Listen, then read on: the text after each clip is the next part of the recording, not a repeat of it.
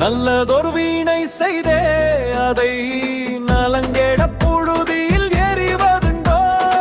சொல்லடி சிவசகுப்பியனை சுடர் மிகும் அறிவுடன் படைத்து விட்டாய் வல்லமை தாராயோ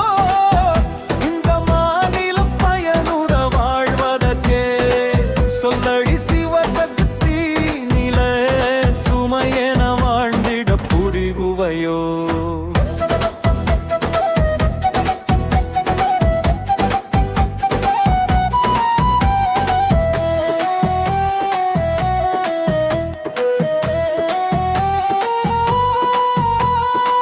விசையுறு பந்தினை போல் உள்ளம்